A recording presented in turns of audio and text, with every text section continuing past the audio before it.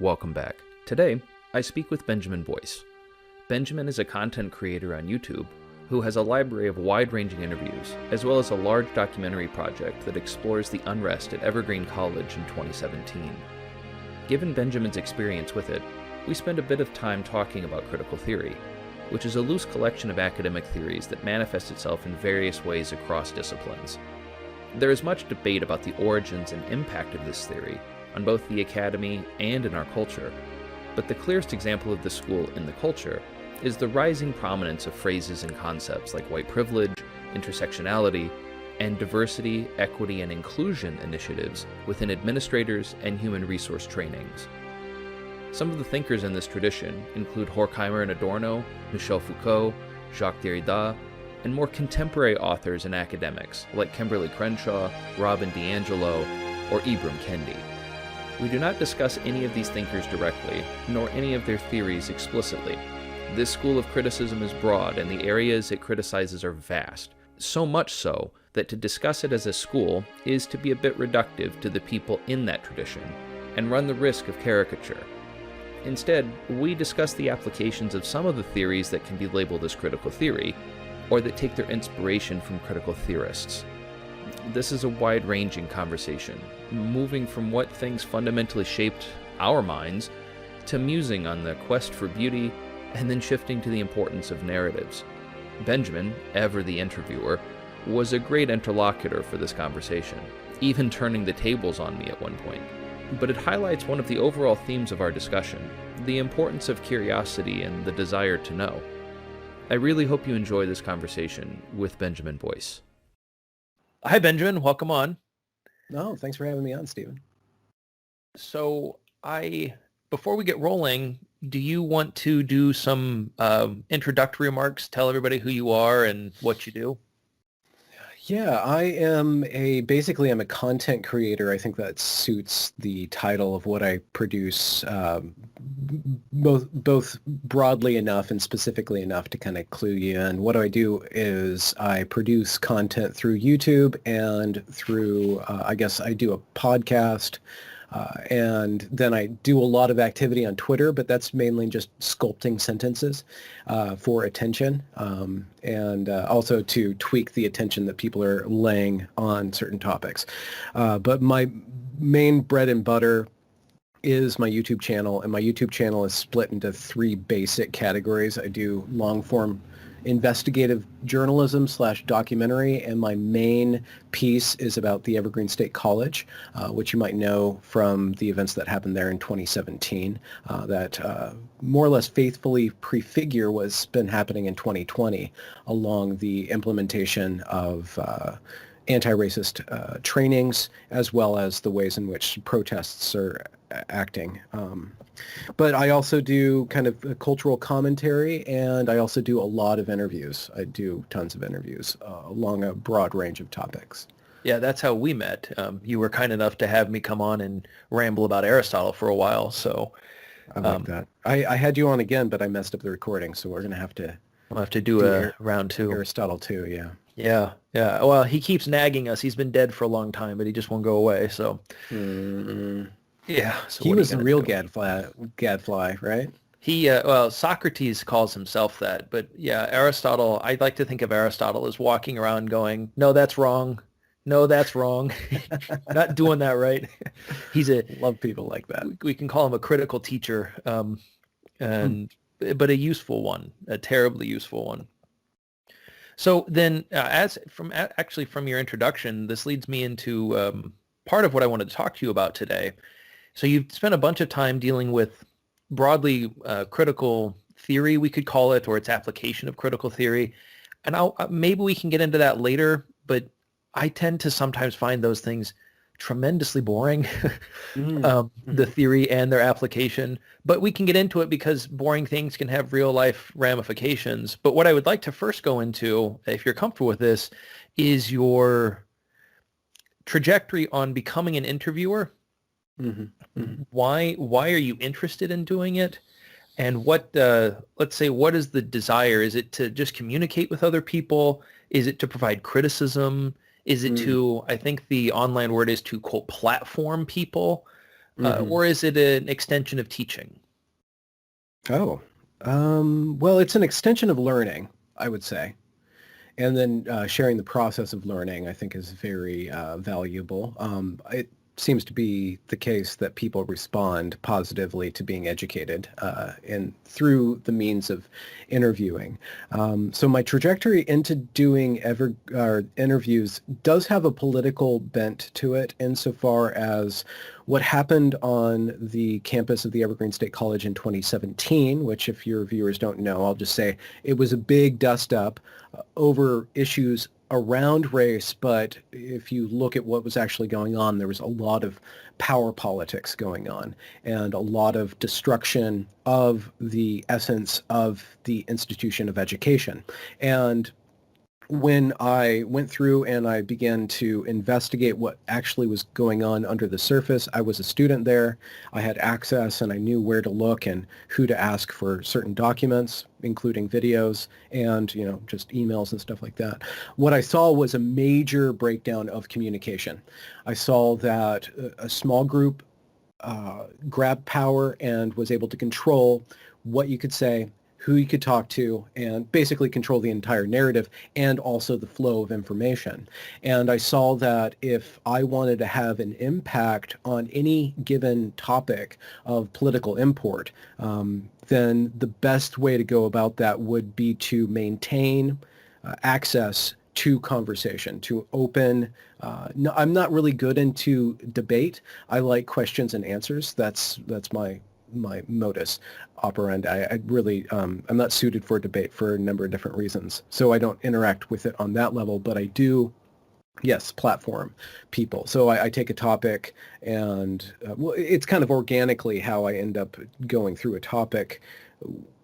Just for example, I was curious about the issues around transgender, and specifically coming in from the angle of seeing the same form of activism, authoritarianism, dominating that conversation and shutting down alternate viewpoints and really putting everybody onto a track of agreeing with one certain narrative. So I wanted to go and talk to people who are involved in that, being transgender people and transgender adjacent or knowledgeable people who don't adopt that authoritarian activist dogma or way of thinking. And I just spoke about the topic and I widened the area of discourse around what was going on. So I could see that I could have a strong political effect by becoming a crossroads for discussion rather than a pillar of a certain belief system or a certain agenda. So, and I guess I don't want to push back too far on certain things, but to qualify, and correct me if I'm wrong, the way you are using the word authoritarian there is basically an intra-group orthodoxy. And what you're trying to do is provide a bit of heterodoxy, or if not that, a non-orthodox area to discuss things. I hate using the word safe space because it's almost a vapid phrase, but it's something relaxed space for sure. Well, one that values contrary positions, one that's not aiming at being a contrarian, but one that values contrary positions. Is that fair? Yeah, I think that you give a fair assessment of that. So then, actually, since we just did this, how do you, I'm assuming you've done lots of interviews. I didn't go through and count all of them, but it's well in excess of 100. Like 150 or something like that? Yeah. I could look it up. I have to imagine you have run into arguments or lines of thinking that make you stop and go, that can't be right. Or, boy, this is a point of view that needs to be pushed or pushed back on. How do you go about handling those situations without making it into a confrontation? Yeah. First and foremost, I lend it a perspective. And okay, so I couch my interviews, or I try to couch it insofar as the interviewee is receptive to this. I try to couch it in personal experience. Now, with regards to when I interview a scientist, they have a large bunch of experience around data. Most Right. people don't have that, but even with scientists, eventually when we get through all the data, I end up asking them, well, why is science important to you personally?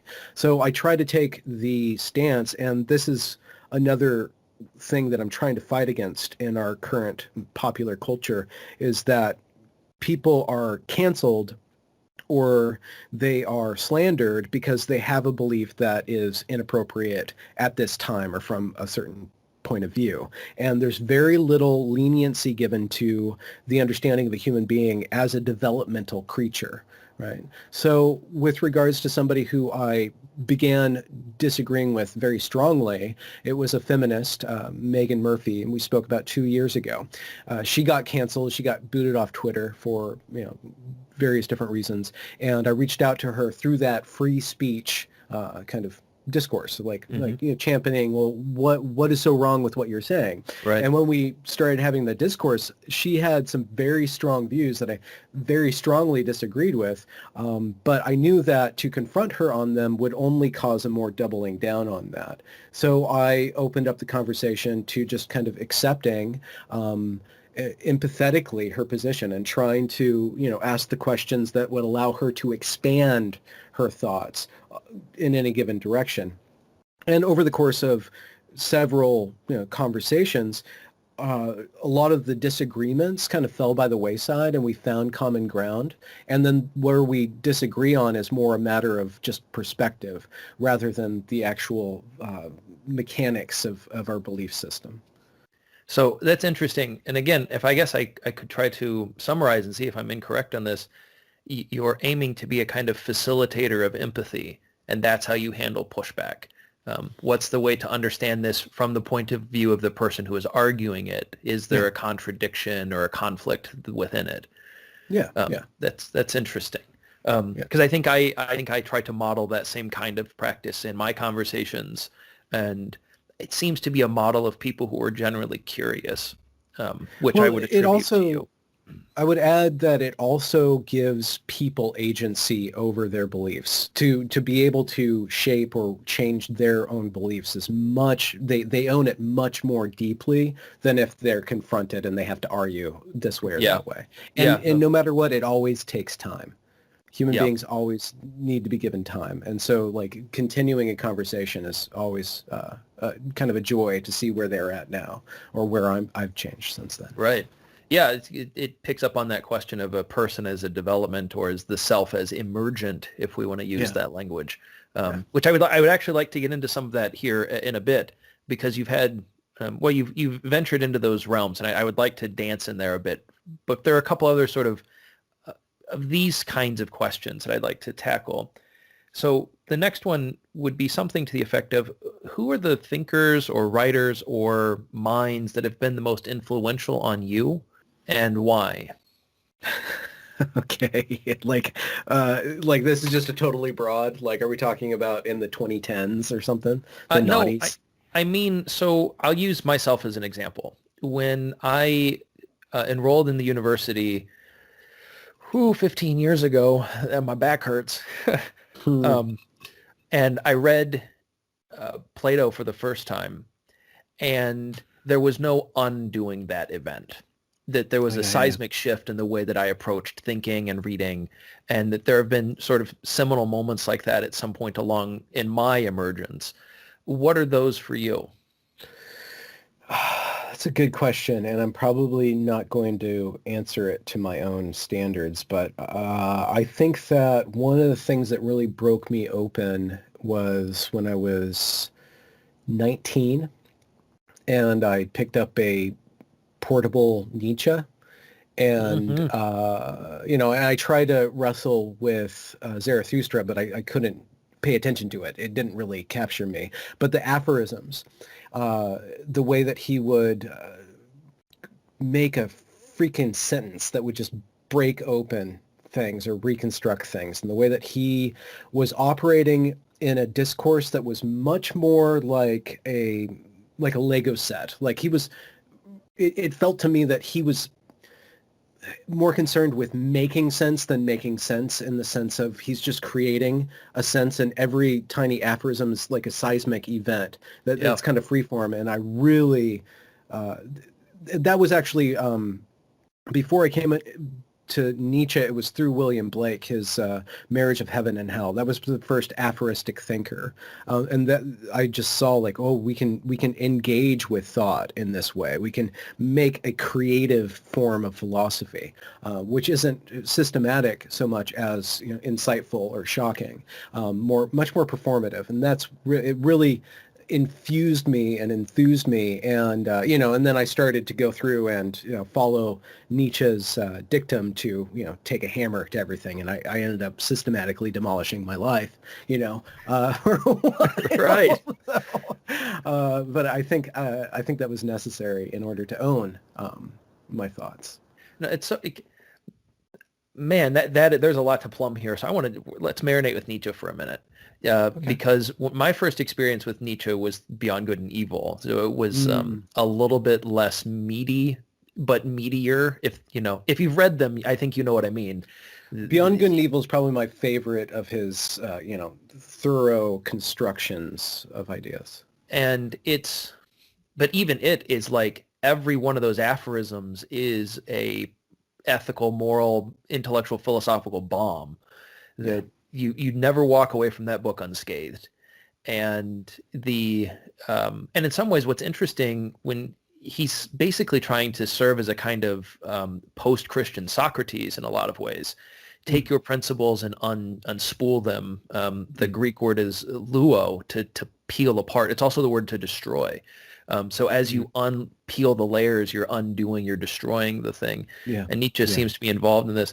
And it's interesting how your experience seems to match so many, and it's particularly young men that have that interaction with Nietzsche. Somehow it doesn't seem to affect young women in the same, you know, way, or slightly older men. Because when I went back to Nietzsche in graduate school, it was a different experience. You can sort of appreciate the gymnastics that he's doing. Yeah, absolutely. But this actually is quite interesting, because the thing that you are reacting so much to in the Evergreen documentary, and even in some ways the curiosity that has driven you to other interviews, lines of inquiry, are a result of critical theory, which also trace themselves back to Nietzsche. The person that probably had the most biggest influence on me in my teaching in grad school, also, I mean, not directly, indirectly through his reading, Leo Strauss, also has this sort of, call it come to Nietzsche moment at some point in his life. And that sets him on a very particular kind of trajectory. And so it leaves me with this question: what if we can learn something from a man who fundamentally is engaged in deconstruction? Yes. Not for its own sake, though. And I think that's where a lot of people get Nietzsche wrong. He's not just trying to tear it apart. But what can we then learn as someone who has seen the excesses of applied critical theory? What do you think we can learn from this school to actually like help us understand the human condition or the human phenomenon? One thing that I anchor myself in is the aesthetic. Mm-hmm. That's always my compass, my guiding light. Is something beautiful? Does something reify beauty? Is something excellent? Does something does something transcend what it's doing into another form? And the thing that despairs me about certain current movements in the applied critical theory within the academy, and the outcrop of it hitting the ground and becoming activism, is that it has deconstructed excellence. And I don't think Nietzsche ever did that. I don't think that I think he would play around with how we value what is excellent. And I think that there's questions to be had about what does make something beautiful. But especially if you look in my Evergreen documentary, there's this one kind of arts teacher, a media studies professor, and she's really hot on questioning and dismantling and really tracing the lines around all these power dynamics that cause something to be seen as beautiful. And her art itself, there's potential in it, but as she goes along with her theory and her adulation of, the struggle for justice, her art becomes more and more ugly and actually more and more like offensive aesthetically by being in your face, unbeautiful, but just not very well put together either. She loses something over the course of pursuing that. And so I think that aesthetically there's something active in postmodernism where the potential, the limitless potential of seeing the world as all these narratives and all these different hidden power games, it could lead you to a place of trying to cause them all to come together and create an orchestra of narratives, which is my pursuit. But because that takes a certain level of humility and patience and dedication to mastering all those different things in order to bring them all together, a lot of people give up.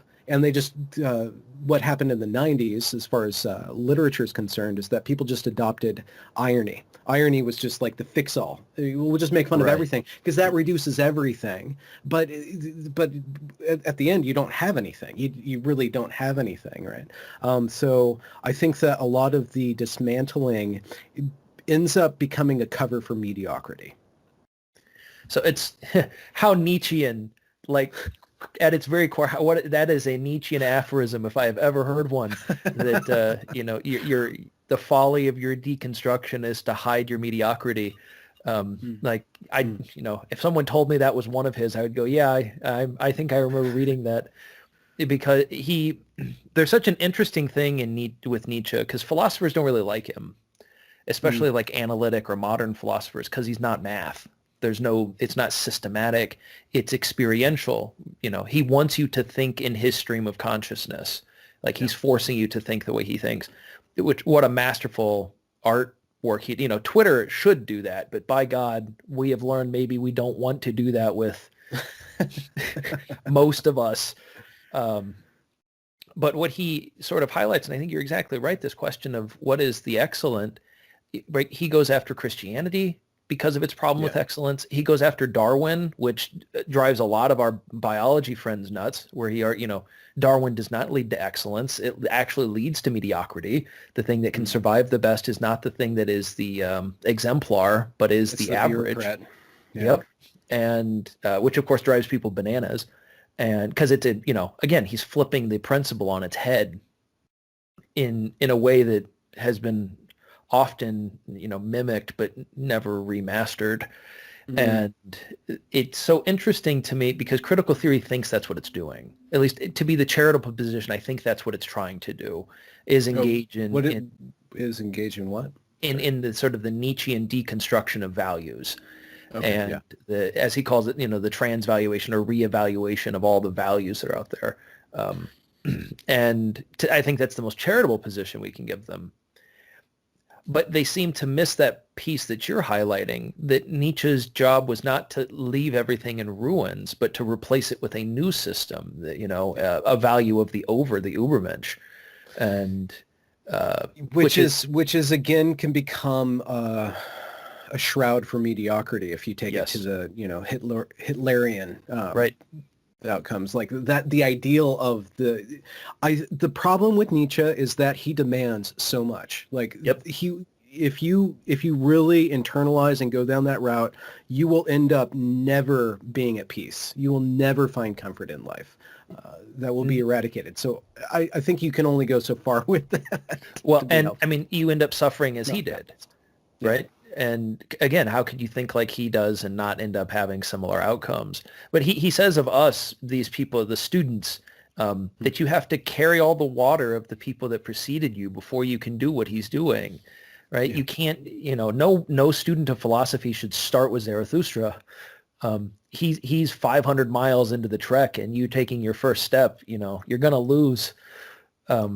Because he has such an expectation that especially that Christianity really well, that you know your Greeks really well, but when you can grab the genealogy of morals, which looks systematic, which gives you the quasi-structure to engage in a kind of analysis at the root cause of everything, it gives you the illusion that you're not having to carry all this water, that you're not really indebted to all these things that precede you. And that's my read of what most critical theory is doing.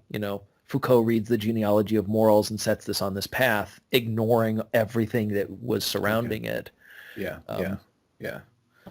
I do see that a lot, and in certain what did Ricoeur call them? The philosophers of skepticism. He had a pithy phrase that he even didn't like because it got out of control. But he talked about Marx and Freud and Nietzsche as being primarily cynics or skeptics, and I can see that with regards to postmodern theorizing, that it's a very privileged activity that kind of takes for granted the very basic rudiments of what allows you to play that game. You have to have running water and electricity and all these things that they call white supremacy before they can actually come up with the theory to dismantle what they call white supremacy. And I'm using a straw man, but that term white supremacy is being employed against anything that is inconvenient while ignoring how much convenience that entire system has, which would be just like the Enlightenment, all these different values that successfully stack up to a place where we can comfortably critique the sins of our forefathers. Right. Well, and what makes this so interesting, again, to sort of pull back to that Nietzsche as a post-Christian, pre-postmodern Socrates, all of those things that you would describe, you would say the conveniences of living in the polis, in the political system, and that Socrates can only exist in the city. You have to have these systems to critique in order for you to have criticism. The sort of the difference is, I would imagine, between the postmodernist and between Socrates is he's far more engaged in the project you are claiming to lay on, that we deconstruct to ascend, not to descend, right? We're moving towards something that's beautiful. Yeah, I think that that's probably my fundamental problem with the quest for justice or liberation in and of themselves. They aren't necessarily positive values. They're always just, we're trying to dismantle chains, we're trying to escape oppression, but there's not that guiding principle of we are trying to create something beautiful. Although it does seem to be, and I'm making a very broad argument about collective sense-making in Twitter and social media and stuff. It seems like they want to create a utopia, but they don't have those certain values that will really attract the excellent person and the excellent within each person. And then it gives way, like I saw at the Evergreen State College and that we see now, it gives way to atrocious behavior and then justifications for atrocious behavior. Evergreen explicitly, certain professors and administrators at Evergreen explicitly derided the concept of civility. And then when the youth got a hold of that idea, they used it as a one-way street to be as egregious towards the power and completely shirk off any sort of tone policing in their own way. They were able to completely discount their own responsibility and their own self-worth because they were just bodies in this transcendent movement. Yeah, and you obviously have a far more visceral experience with any of this than I do, and which is going to provide you a whole lot more authority to speak on it than I can. But this undermining of civility, the whole idea, I mean, from the Latin, it means citizen, civitas. It means the person who occupies a place in the civilization. Yeah. It's the behavior that's attached to a person who can live with other people.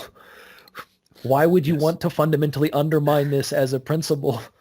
Yeah. And well, it's for the sake of justice, of freedom, of certain values that I think are not completely formed, or when they're passed down. This is the problem that I see, is that a lot of these critical theories, they work on a level of sociological analysis. They work when they're removed. But once they're put into the hands of somebody who's doing action, which is what they want you to do, is to be in an active state, and then you apply a bunch of urgency to that, like we're going to solve the problem of racism, of 400 years of injustice, we're going to do that. Those ideas don't actually function in a positive manner when they're being used as cudgels. And so one of my questions is that how do you have, and I think this is the quandary of religion, how do you have some sort of narrative ideological framework that allows the smart and the not so smart to all operate together, like that scales from different levels of mental acuity and urgency, where it's always guiding the entire structure. And I think that religion as a story with a bunch of values attached to it could, in medieval times, could interact with, every level of society. But I don't know what we have in place of that. That is, this is exactly where I wanted to go with you. So thank you for providing me the perfect transition into this, because there is very much the conversation around these things that they look as though they're religious in their practice. John McWhorter is writing a book on this, and there's a lot of people that have been making this sort of observation for a while now. But what you're sort of pointing to is the gaping hole in the fact that if you're going to create a narrative or even a meta-narrative, something that sort of encapsulates it, you can hang on every aspect of life to. Mm-hmm. If it doesn't give you an account of the positive side of the human condition, but only really gives you an attempt to mitigate the negative, it's not really a narrative as such. It's I don't know, it's a call to action, but it's not something from which you can have an emergent sense of self. You're always stuck, I don't know, in neutral. And so what I wanted to ask you, and you sort of already answered this, but I suppose you could go on to it further. What do you think the purpose or the benefit of having these narratives are, and why do they seem to be so essential? Why are they in every human civilization? Why do stories matter so much? Yes. That was kind of that's what I did at Evergreen. I constructed my own kind of degree, and I called it narrative arts, and I studied how narratives are put together and how they function in society and how they function for personal and interpersonal sense making. And I studied the criticism, and I studied the actual narratives, and then I produced both criticism and narrative. And then when I get to the end of my degree, the college hands me this huge story to tell with all these moving parts to it. And I go through and I start to resist that narrative by going through and saying what I was not allowed to say, by saying, no, Robin DiAngelo's ideas, they do not work because they're assuming too much of me, and fuck you. I'm sorry, but screw you if you want to go down that. That's openly manipulative, and I would never stomach that other than I had to. And I went through and I critiqued a lot of the ideas, and that sent me on a path of kind of learning more about their mechanics. But the argument, and I don't know if you could ever settle this, is that I'm almost done with the documentary, so I for 3 years, I collected material and then I put it together. And my argument is that the ideas that the students were taught led to this behavior. Robin DiAngelo and critical race theory, white fragility, and privilege politics, it leads to the destabilization of society and and power grabs that are always dependent on victimization and claiming some sort of righting of justice, reversal of outcomes or reversal of fortunes. So I don't know if that necessarily, like that argument actually is true, right? Maybe there are societies that can adopt white fragility. Maybe there are little groups of people that can adopt that frame of reference and actually come out positive at the end. But over and over and over again, whenever I see that pop up, I see that what it does is it empowers narcissistic, sociopathic behavior, where you have people who want to go and control everybody else and then push everybody who questions out of the way. So with regards to that being like a mind virus or some form of religion that's not complete, the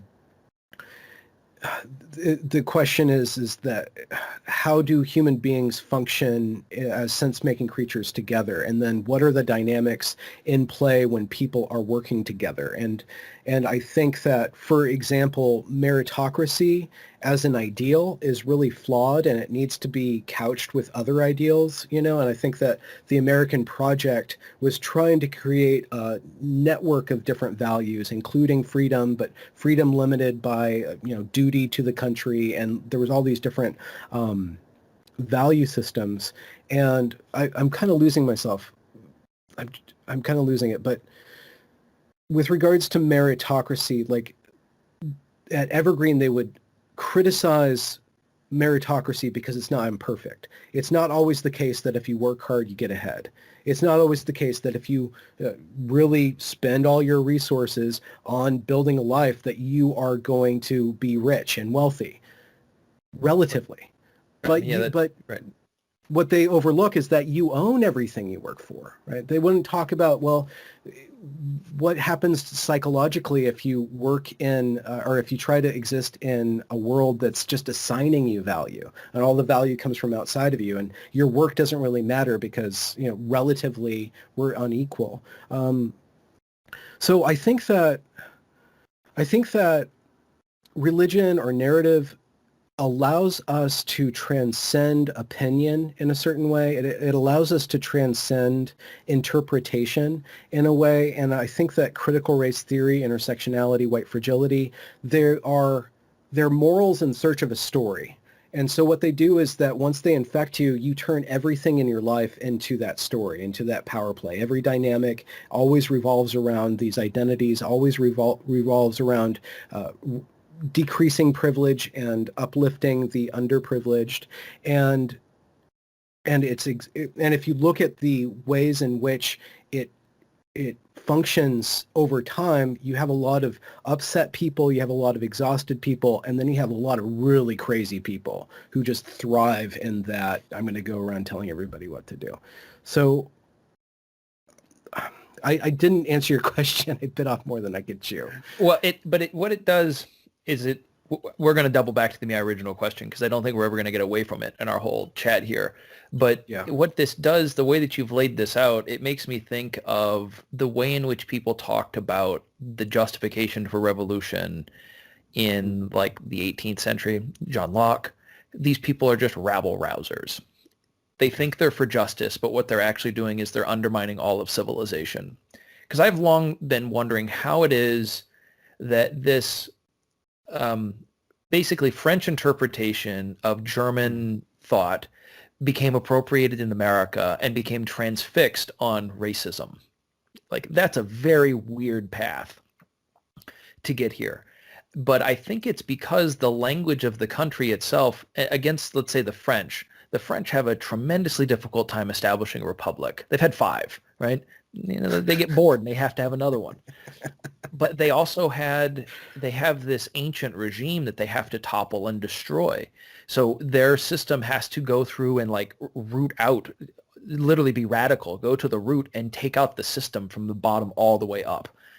And that's a far different experience than in America, where the roots weren't very deep. They're still not tremendously deep. Yeah, it's like sort of our thinness that allows us to be as pliable as we are.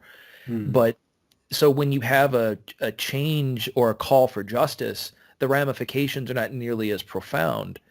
That seems to be perhaps what the difference is here. There's I'll be charitable. There's a difference of understanding of what the word justice means. And that difference is not plumbed. Instead, there's a framework of action that is attached to one version of it, and there's an abandonment of pluralism, because that really seems to be what's going on here. There is one lens by which you can interpret the world. It is the one true lens, and that seems to strike especially people who have not been trained that way as not just reductive but ridiculous. Because no one in the last 200 some odd years has lived this way. We've had to live with the perpetual tension of, especially if you're living in America or other liberal societies, of having your neighbors pray to God differently than you do, maybe even pray to a different God. And you have to look at them and go, I don't need to kill you. We can live next to each other, and you can go pray over here and I'll go pray over there, and that's fine. And, I'll sell the widgets and you'll buy the gizmos. And it works. Ish, but it's kind of hollow. And that's where this narrative question is the interesting one to me, because we very much have been grasping for one. At something. The name of my podcast is sort of an allusion to that, a struggle to understand. It's a struggle to have a narrative, to have something onto which we can attach and understand the world. My guess is that struggle is going to outlive the two of us because it precedes the two of us. Again, Nietzsche is probably the locus for this. And so what is the importance of narrative? It's interesting that you came to this. I came to this through Aristotle, and he has a very interesting answer that's very different than any of these, at least to my reading of him. But you've attached narrative to religion, and I'm curious why you have done that. So I was thinking, you made me think about the Bildungsroman, which is a novelistic form about the coming of age. It's the coming of age story, and that was the form that I explored and exploited in my ventures into literature. When I was 19, I found Nietzsche and I found Kerouac. And Nietzsche blew my mind, but Kerouac, gave me a sense of connection to life and to experimentation and to the pleasures of the flesh and the pleasures of language and just being like that beatnik, expressive person, playing around with things. And that narrative form, I think, is part of the post-romantic imagination where we always put ourselves in the center of the locus of what's happening. And that's kind of how I understand people, and that's why, and the other reason I do interviews is because I want to hear your story. I want to hear you and how you operate and how you make sense, and then adopt that and get to know you as a person. That facilitates my connection, and it facilitates my being a human being. So that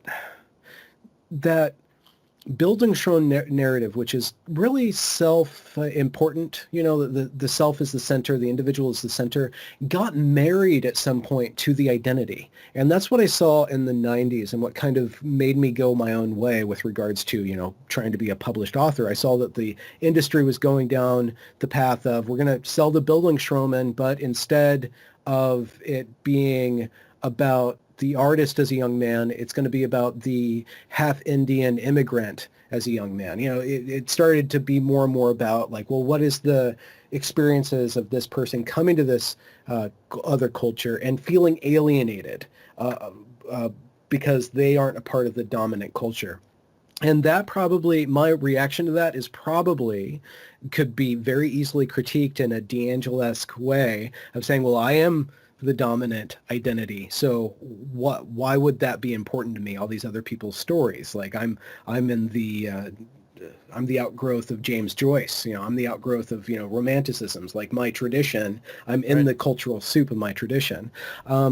So looking at the ways in which that egotistical, self-centered narrative framework of the Bildungsroman, which I think is just a part and parcel of, who we are as a society. We're a bunch of individuals, and then commercialism really enshrines that, and then the identity politic comes and gives you a form of transcendence by saying, well, you are a person who is created out of all these different categories, and those categories cause you to interact with the world in a certain way, and then allow you to be a part of this grander narrative of changing the structures of things by, kneeling down to the marginalized, right, or standing over the privileged, right. So the mechanics of how that self-centered romantic conception of the individual meet the commercialized and then the identitarian kind of rubrics of being a part of society, there's something about that doesn't have a transcendent quality of becoming a better person, or I think that people get stalled in not taking it to the next step of getting beyond all those particles into becoming something that's excellent, right? So what you just laid out there is a fascinating walkthrough of the landscape of literature over the past century and a half. But what's so interesting and that's missing in it, at least to my understanding of the hero's journey story, the Yeah. point of the journey is to transcend the self. You, by the end of it, you are not the same thing that you started. Like Luke Skywalker starts out as this peasant farmer and then ends up as this great hero by the end of the film. It's self-affirming, but it's also self-elevating. He doesn't double down thinking I'm a peasant farmer, and at the end of the thing, I'm a peasant farmer. Yeah, It's not okay. reaffirming. There's an ascension there that's going on. Because if it was reaffirming, these stories wouldn't be terribly interesting. Why would I'd get to the end and be pissed? You were exactly, why did they take this story? This is stupid. And I wonder if that's where the identity trap is. Because how can you make an entire narrative about the transcendence of the individual self while trying to reaffirm the individual self? Yeah, yeah. It's I think incoherent. I've been challenged on why I really dislike the rubric of privilege. And I think that, yes, of course, in the game of privilege, if we're going to play that game, I'm going to end up on the bottom. So, of course, there's self-interest there.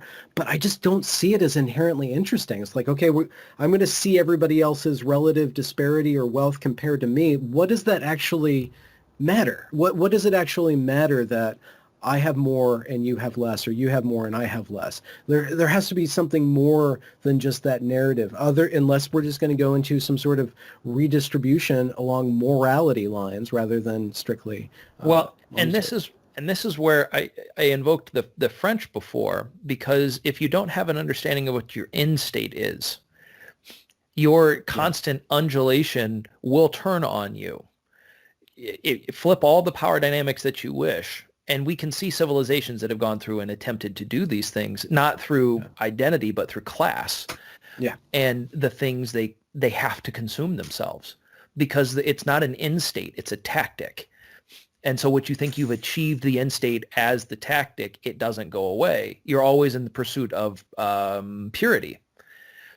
And unfortunately, none of us are ever going to get there.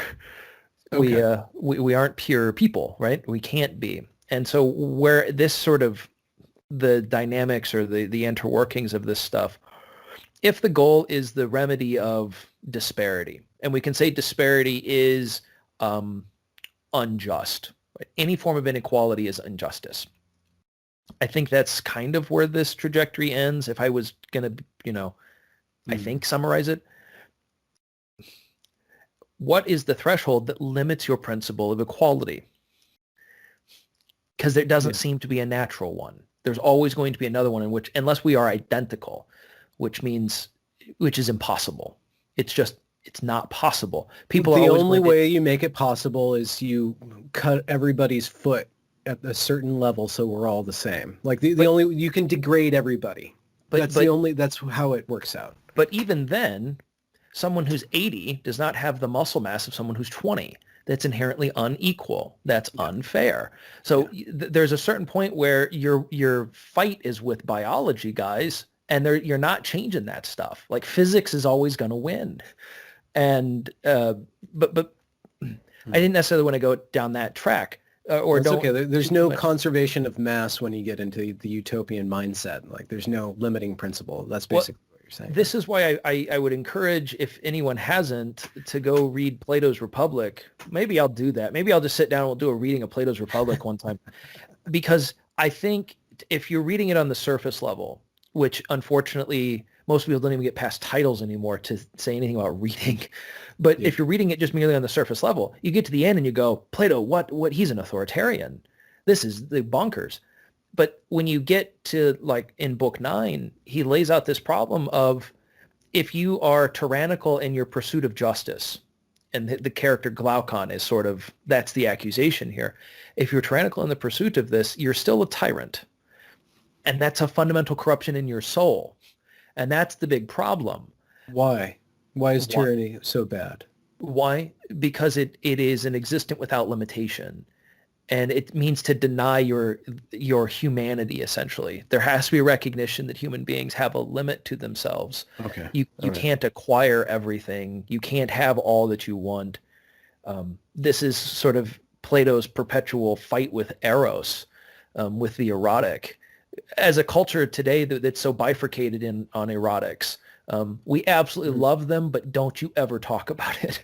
You know, we sell everything on naked women, but if we can't talk about, the way in which we exploit naked women to sell everything, unless you want to dismantle the whole system instead of asking, why did this emerge? And it's this problem of, eros. We want everything without limits. And I think if we could say anything about religion sort of universally, it's about the instantiation of limitation. And maybe I'm not fair in my interpretation, but no, I think that text is a warning against utopias. They are doomed to fail from their conception because you never get justice. It's elusive. And this is where I often wonder, again, people engaging in critical theory and critical thought trace themselves back, at least in some sort of genealogical way, back to this. But they don't want to read that because it's terribly unsatisfying. To them or just overall? To everyone, I think. To be presented with the idea that there is an idea of heaven and you can work toward it, but you're never getting there. Yeah. To be in the perpetual position of Moses, you can see the promised land, but you ain't getting in. Yeah. What a deeply dissatisfying position to perpetually be in. Who wants to default to that setting? And it's, in some ways, we've used pluralism as sort of a proxy for that. So there are a lot of, or at least, how did this turn into you interviewing me here? It always does. Just accept it, Steve. No, but it's good. It's good. It turns into this because pluralism requires there to be multiple right answers to the same question. How are we supposed to live? We don't have a single answer. I mean, our single answer is there's a lot of different answers. And what that means is all of them have to recognize their boundaries and their limitations. So it's inherently anti-utopian. Yeah. But boy, it's deeply dissatisfying. That's where the issue here, I think, with I share your skepticism of critical theory and its manifestations. What I think people are going to have to do a deep soul search on is, why did it become an emergent phenomenon in the way that it did? Yeah. There's something in the prior answer that wasn't satisfying. It's the same problem. Like, why did Christianity take over Rome? Paganism didn't meet the need anymore. It had something else had to, translate. That's a soul searching problem. That's a deep fundamental, again, a question of identity, but it's much deeper than that. It's a question of the psyche. Yeah, there is critical theory is exploiting an opening, and that is why it's going across the board into education and into corporations and into government and into law. It's exploiting an opening of perhaps judging, of saying, okay, this is good, this is bad, this is fair, this is unfair. It's trying to, it's not just solving a problem, it's possessing people with the ability to solve problems, or at least to be able to point to them. Right? I don't think it really does anything beyond pointing out difference. I don't really think it evokes like community. It actually doesn't evoke community. If you see how it infects knitting circles, it destroys them. If you see how it affects small colleges, it destroys them. If you see how it affected the atheist community, completely laid at waste, social justice writ large. So there's what a something community to dismantle too. One that's inherently based on criticism succumbs to a different form of criticism, right? Yeah. Right. And status, right? It exploits it exploits concern. It exploits your empathy by, if you're a white liberal, probably a female, you're really susceptible to it because it gives you the tools to really care and to expand your care, again, beyond what you could ever positively affect. But you are now caring for all of the black people for 400 years. Like, it expands you, but it expands you beyond anything other than just kind of devolving into these stupid struggle sessions or like these riots in the street. It doesn't actually, I don't see it producing really good art. I don't even see it producing a good song. I don't think you're going to have a Bob Dylan in this movement. I think that there's something that's the point of postmodernism that has been the thing that's so interesting to me, because it starts as a theory of art criticism. Yeah. Before anything else. Then it moves into literature, and then it, goes into there is no such thing as postmodern music. You have modern music, but there's not really postmodern music.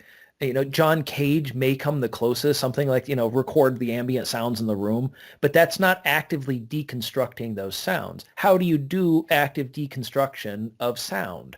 Yeah. Because it happens to you, And so modernism can be, tremendously reductive down to its, very simple rhythms and all the rest of it. And some of it is mind-numbingly bad. There's a lot of modern, but then there are other world things. music, or like the inflection of different styles into one thing, would that not be postmodern? Well, how's that different from cosmopolitanism? Okay. Right? And I don't know the answer to that.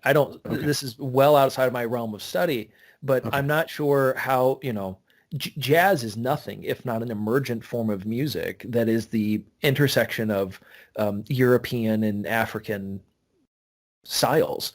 In some ways, it's the purely American thing because that's what it is. Is it postmodern? Is it modern? Okay. I don't know. I think it defies. I think the closest thing that you could say to a postmodern era is what pop music is, which is the genreification of everything.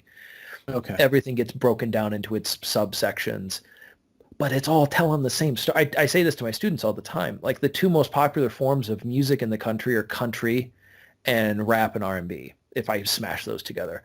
When you listen to the stories they're telling, for the most part, they're engaged in the same kind of human pain. Yeah. Very different in its particularity and in its presentation, but it's really speaking to a kind of humanism, or at least a universalism, I should say. Yeah. That's not tremendously postmodern. So I'm really curious why it hasn't developed, maybe because this is where its limit is. Its limit is at the threshold of trying to capture the sublime or engage in beauty, because it doesn't have a principle of it. So it doesn't know when it sees it. It can deconstruct it by assigning it different values of power, of theft, of zero-sumness to the thing. It's a moral in search of a story. When I finished my author career, I was very concerned with the postmodern novel, which is basically metafiction. And I did a lot of experiments, and they all failed, because that's what you're supposed to do, and then figure out why you failed, of right. Making an incredibly meta, like a super meta, like get the meta out of the meta, like meta out of it. And I figured it out structurally in my last work, where I set up the conditions of going meta from the beginning, and I slowly dialed them up, and then they reach a peak at the 3/4 mark. They were the book blew apart, but not at the end, right? It comes back together, and then at the very end of that book, it goes into the ancient form of a tragedy in iambic pentameter. And before that, there's these two chapters where you have the author like slowly going through a breakdown, and you have him creating this, like this pillar of art, like this thing that's not necessarily exciting or accessible to the modern audience, but it is perfectly set. Every syllable's counted, and it's taking up the theme of it's unifying everything in a very stolid form, I think you could say. But what I'm trying to say is that critical theory, that desire to understand, or rather to overstand everything and to assign it a value of privilege, of oppression, of justice, of injustice, of fairness, of unfairness, it has to be a moment of insight that it's never going to be the culmination. It's like you jump out of the water, but you're still a flying fish. And you get whatever you wanted up there, and you go back into like being a human being, right? So maybe that arc of like that he, like, it promises you just like an infinite like flying upward, but you have to go back down into normal life. And if you look at, you can critique the critical theory, the stuff that I'm critiquing, the anti-racist dogma, by saying, okay, well, once you put all these things into play, how do the people suffer or not suffer under this system? And it increases suffering all along. It redistributes it, so some people are better off, but they didn't get it through, it's all ill-gotten. It's all through guilt. It's all through shame. Like, it doesn't actually escape itself, and then everybody's stained at the end of it. Well, so what you're highlighting here, I think, are a couple of things. The latter point is sort of there at least, and that is a recognition that you can't overcome human suffering, which already tells you that if you think it's going to be utopian, you're wrong. There has to be a recognition. It's just a reallocation, which in some ways is the project of civilization itself. We can't get rid of it. We can maybe mitigate it, but there is going to be a misallocation from time to time. The other thing that you're speaking about, the meta, the above or beyond, that so much of the way we interact with people is based on heuristics and shortcuts. And so many of these attempts to deconstruct are attempting to deconstruct or delegitimize heuristics. And because heuristics can frequently result in prejudice and discrimination. And they just do. Or inefficiency, yeah. Right, that's right. The problem is it's basically impossible. We receive way too much information to not use them. And so now what do we use as replacements? And I think this is one of those problems that you get to with the argument, treat everybody as an individual. Well, it's the flip side of that coin, because it's also saying you can't use heuristics. And that's a big problem because human beings, we have to. There's too much data. Yeah. So if the attempt is to undermine the meta, it means you're also going to be undermining, because I think heuristics are a subset of symbolism, which means the things that you're going to be writing or preaching about or whatever, however you wish to describe it, are not going to resonate beyond your particularity. Because there isn't a way to engage in that sort of symbolic level so that things can transcend your individual circumstance. I think the really good example in this, the invocation of the Greek tragedy, they weren't just talking to Greeks. Because if they were, we wouldn't be reading them anymore. I mean, but did they know that they're not talking to Greeks? Were they concerned that they were making a universal literature? Well, so that's a really interesting problem, isn't it? That's one of the things that in The Birth of Tragedy, Nietzsche goes absolute bananas over. Y'all are doing too much philosophy in this. You're wanting to spend too much time talking about the universal argument about justice and injustice, and you're not spending enough time dealing with the universal problem of suffering, because that's what tragedies, for him anyway, are supposed to be about. And but that is speaking to a kind of universalism. It's just that, well, and this is one of those problems. Is it more important in your narrative to speak to a particular condition? We see this argument on Twitter a lot about what kind of actor should be playing what kind of role. Right. So is the storytelling about a particular, or is the goal of storytelling supposed to be about universalizing a particularity? So I can see myself in you instead of seeing, I don't know, whatever the inverse of that is. Yeah. As someone who has spent time working on these things and thinking about it, which one of those do you think should be, and which one do you think is currently operating? Yeah. That's such a weird way to go about constructing a work of art, saying, okay, I'm going to tell a story about this individual or this kind of identity, and then I guess I understand the compulsion because you see a need.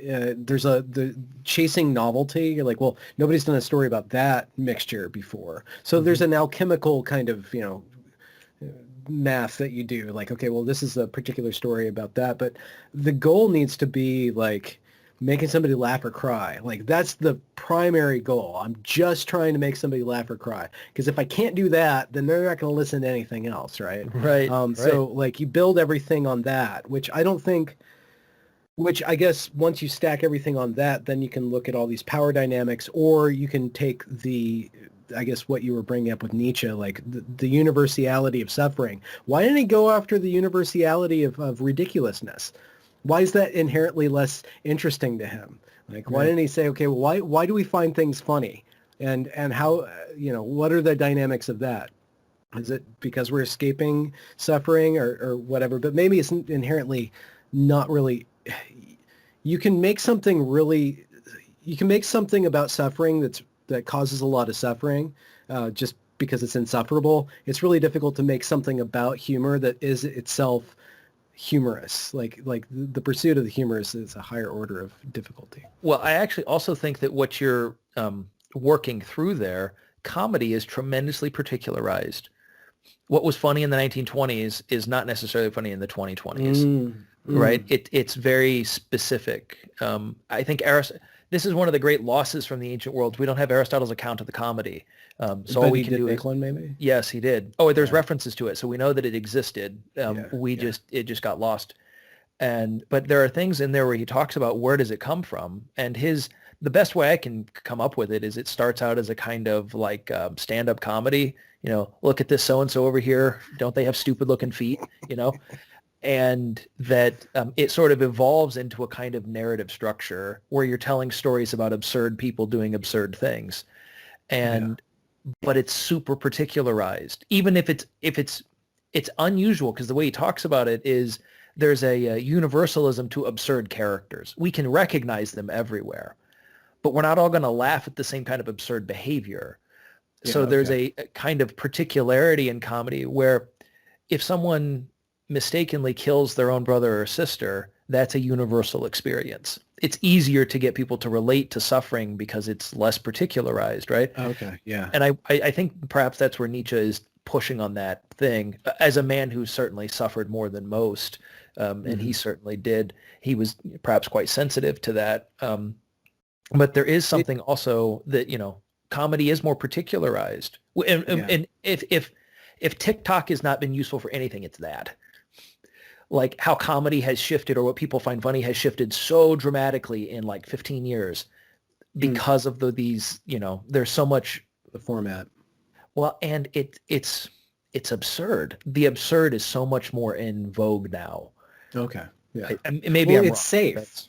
I was going to bring up, when we're talking about comedy, the thing that, sorry to say this, certain forms of feminism are pastiched as being humorless, and there is some sort of truth about that. And there is this truth in the social justice when they do go and mob somebody, they do mob a joke. Like that joke that was funny, because it was offensive, is now it's verboten. There's this destruction of the comedic because the comedic slips out of somebody's control. I think that there's a particularity to it that makes it very specific, but also the archetype of the fool in the king's court, like that actually proves something. And if you can't withstand the fool or being made a fool of, then it's casting a light on something that you don't want people to see, which is probably your hubris. You probably take yourself too seriously. So that's really interesting, because that's not where I go with it. I can see that. I can see very much that, because ridicule makes things serious unserious, right? And that's why no academic can ever tolerate it, because we're all very serious people. I can never ridicule it. But it also, that system, because if my sort of theory is right, that it's trying to undermine heuristics, norms and conventions are social and ethical heuristics. And comedy is nothing if not poking fun at conventions. Yeah. If your goal is sort of the undermining or toppling of convention, the problem isn't whatever the offense is. It's actually the fact that it's relying on a shared convention. Yeah. So is it humorless? Probably not internally. There have to be conventions within that paradigm. They don't last very long because they couldn't. It's, sort of always undulating. There has to be comedy within it. But the comedy that's outside of it, it relies too much on shared conventions. And this is the problem. This is the thing we have to undermine, because shared conventions lead to racism and to white supremacy and all the rest of it. Yeah. Or even if you decontextualized it, which if they're going to universalize the theory, you're going to have to drop this in Japan or in, black majority countries in Africa, whatever the relative supremacy is, that's the problem.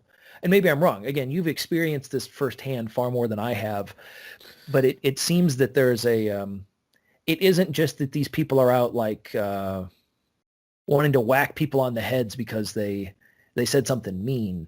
It's that the saying something mean requires a convention of what is mean. And that's the fundamental problem. We have to mob the shared experience.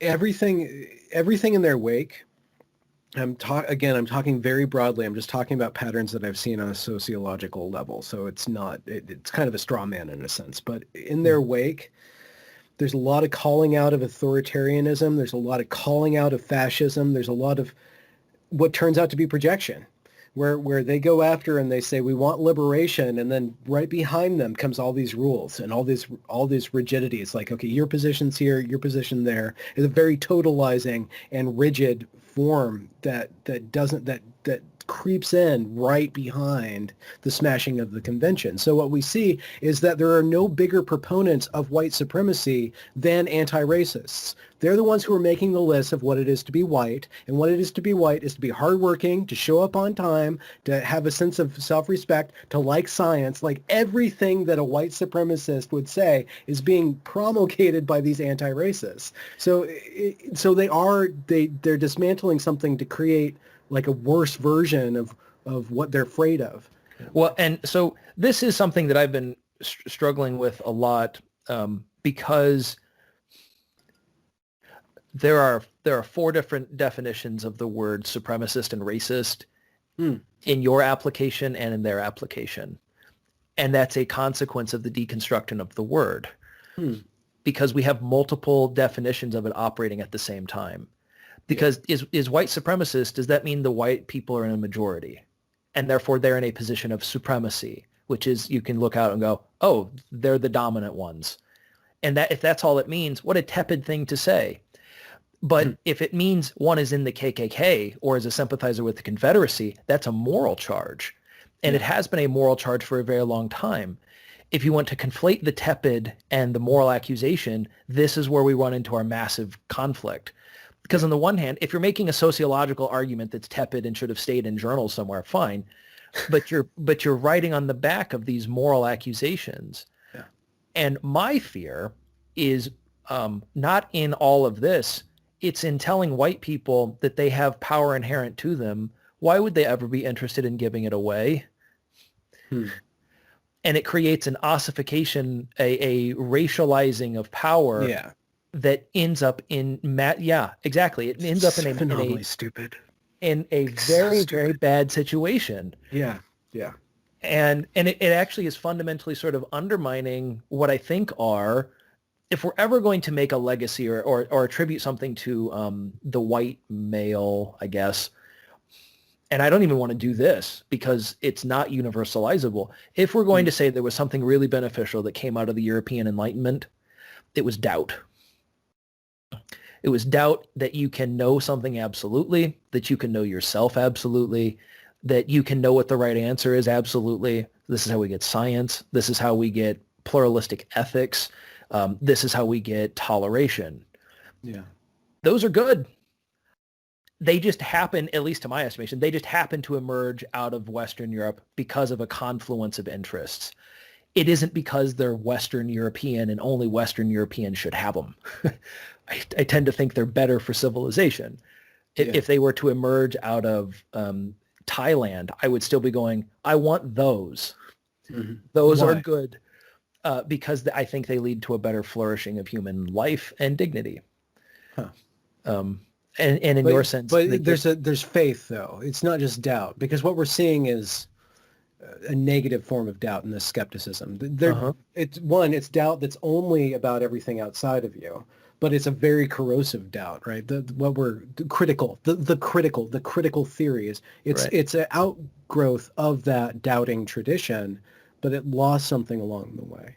Yeah, and again, here I'll use Socrates again. He's been our buddy this chat. That he takes up the call from the Oracle of Delphi to know yourself, gnothi auton. That is a challenge. That is something you have to do. It's not something that you proclaim. I know myself. I am X, and his sort of revelation is, I'm not entirely sure about that. I don't know what I am. One has a certainty, which is sort of leads to dogmatism and sort of entrenched radical forms of piety, and it has its own danger. And we kind of know what those are. We also know what radical skepticism looks like. It renders you, the only thing you can do is go, blah, blah, blah, blah, blah, right? It turns everything into intelligible gibberish. So there has to be some sort of healthy situation between there. But the command to go know yourself, I don't know if something that's more, the only thing that I think that's more difficult to that is the Christian command that you have to love your neighbor or your enemy like you love yourself. how do you do this? Like, it's a thing that I watched a video of yours, I think, where you talked about how you grew up in the church, and then Nietzsche came and 2x4'd you in the head, and then you sort of have spent time trying to put your teeth back in your head and sort of figure out your way forward.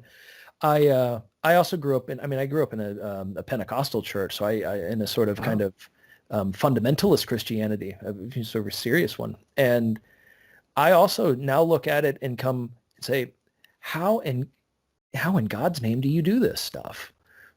The actual serious application of these principles, the willingness to self-sacrifice for someone who wants to harm you. Man, oh man, what a charge that actually is. But this leads me to this sort of other question that we've sort of been spinning around a bit here, which is, how important is it that we attach these mythic structures or narratives to the sacred?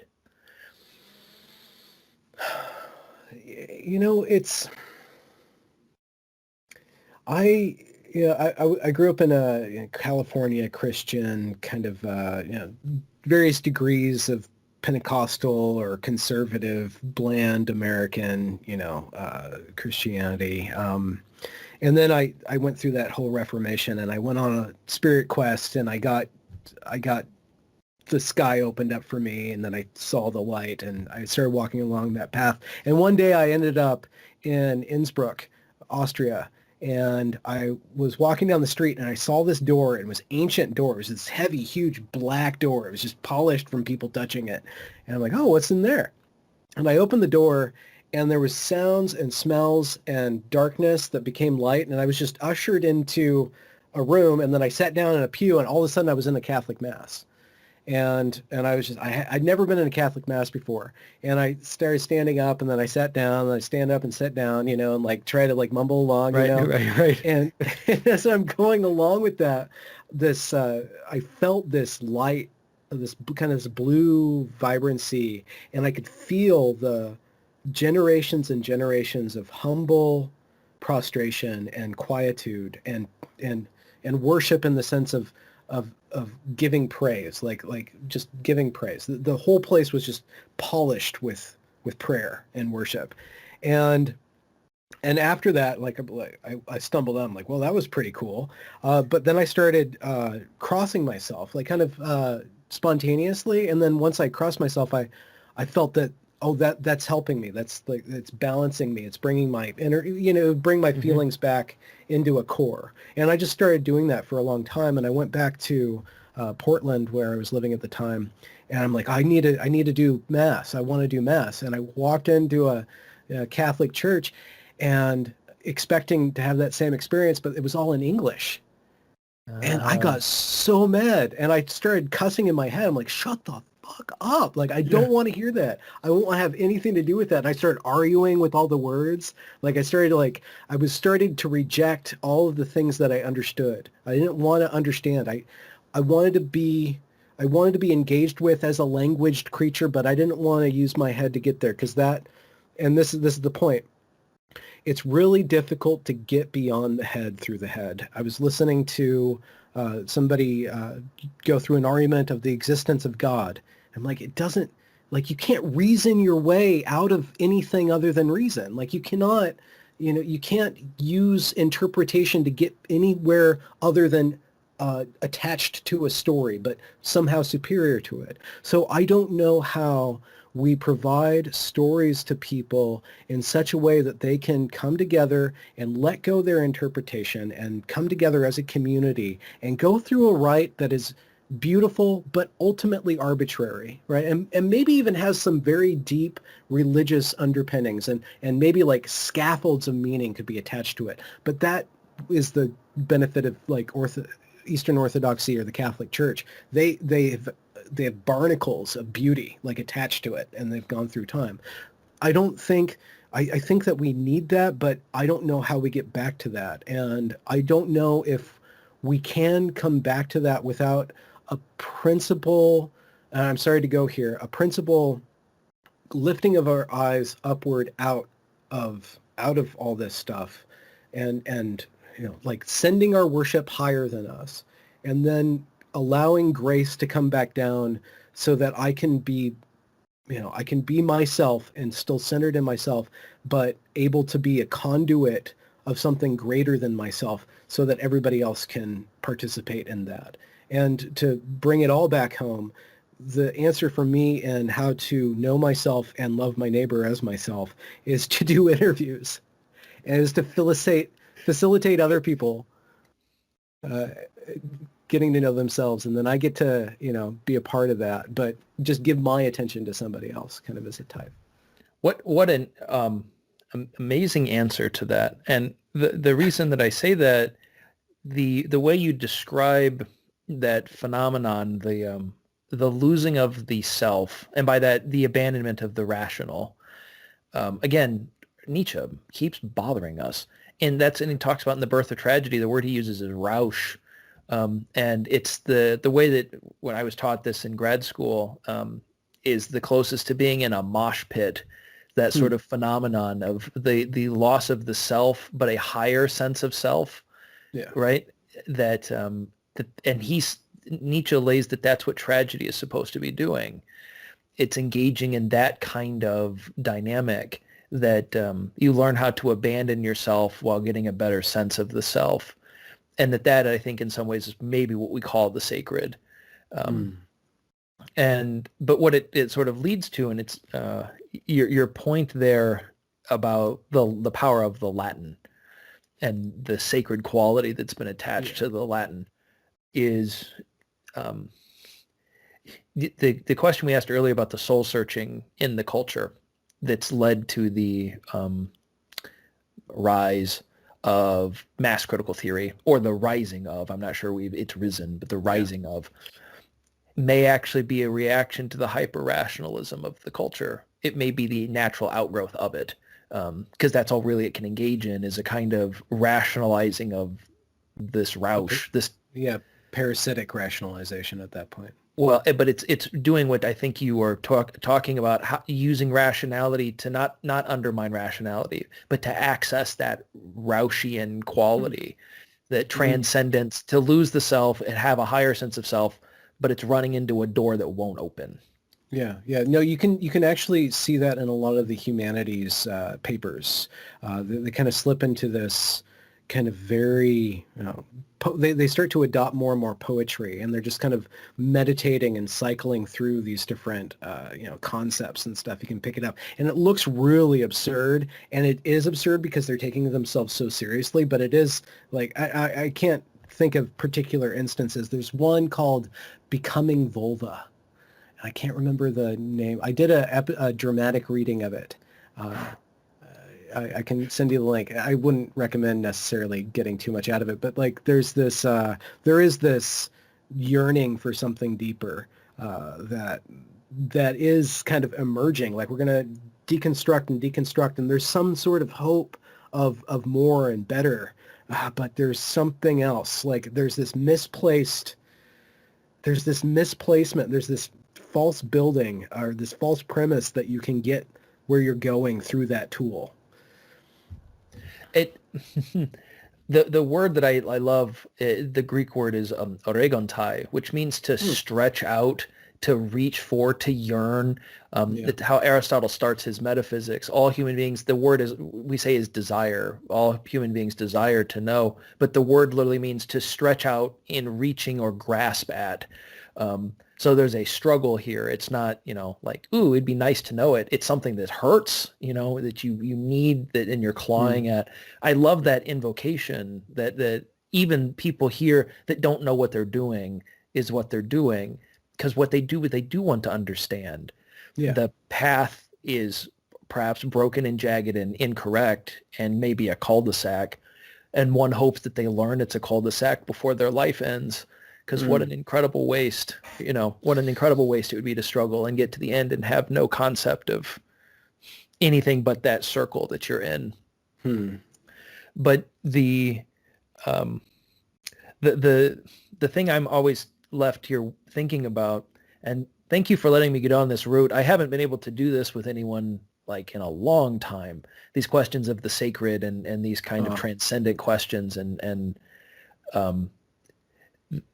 wherein does art lie relative to that experience? Because if it's the goal is to make one laugh or to cry, and I think that's what the surface goal is, I think that's true. And I suppose that's what I meant by the universalization. Is it to aim us at this ability to deny the self by learning a higher self, so to speak? Mm. Or is that something that art can't aspire to do? And I guess that the question is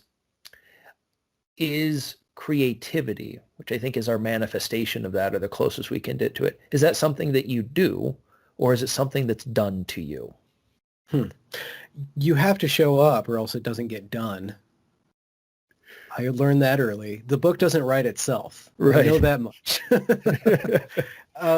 But to add to that, once I got into the habit of writing, and then I wrote a number of novels, and they kept on failing, and then I went to Evergreen, and I decided to write a novel for every class that I was in. Like every quarter, I'd write a novel or a part of a novel over the course of a year. And I got to this place where I finally understood why everything was breaking for me, because I was trying to write without sound. And I started writing this book about this woman who's in this madhouse in 1846.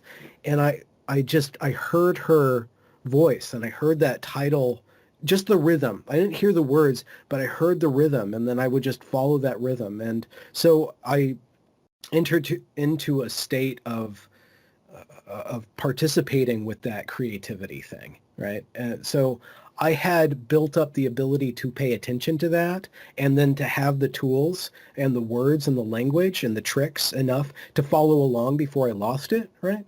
But I had to do all the groundwork. And then it started happening on its own. Or there was a participation where it was more than me just practicing, right? Mm-hmm. I was performing at that point. Mm-hmm. Yeah, the idea, I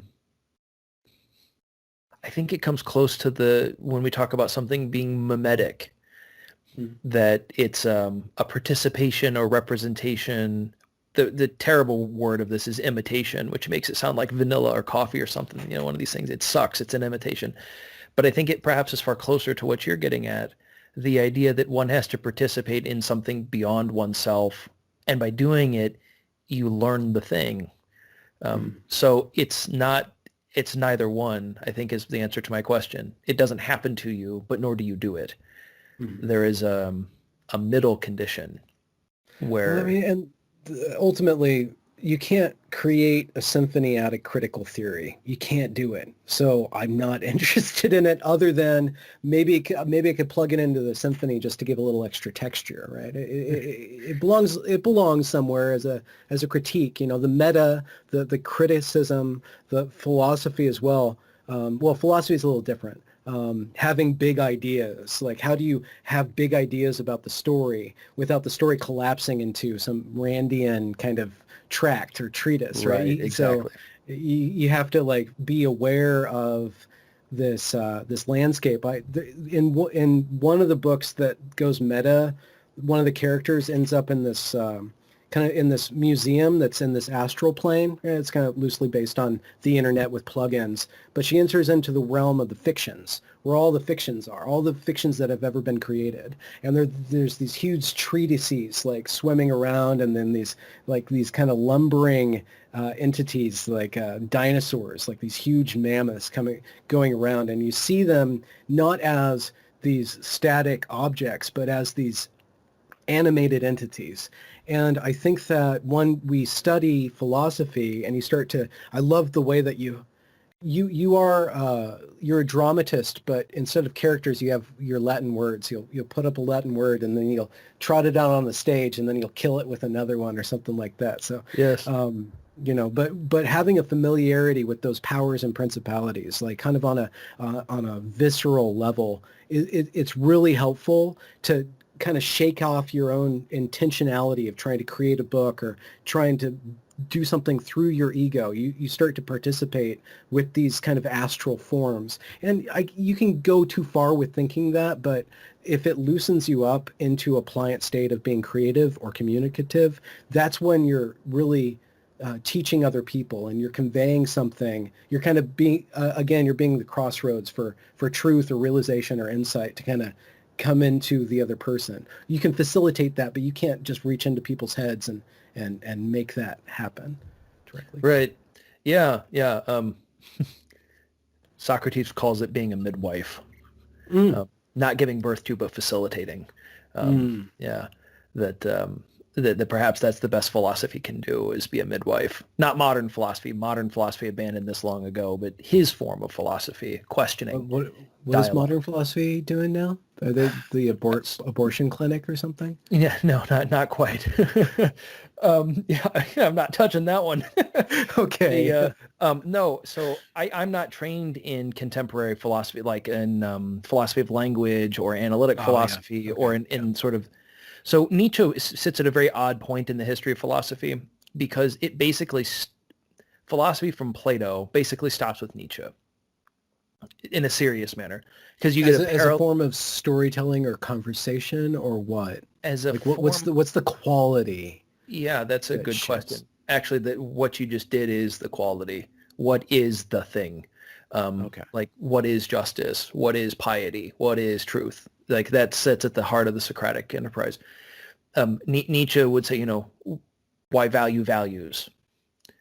These kinds of things, where their parallel track sort of rides up next to it, that you get from logical positivism and some of those schools.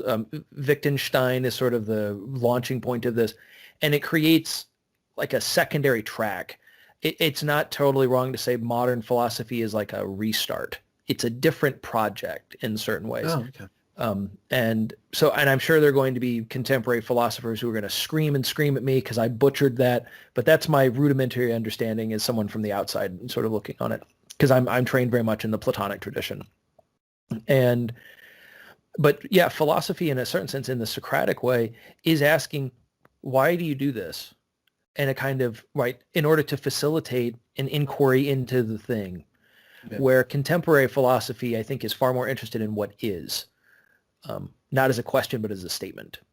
Okay. But what do you do with that? What it is?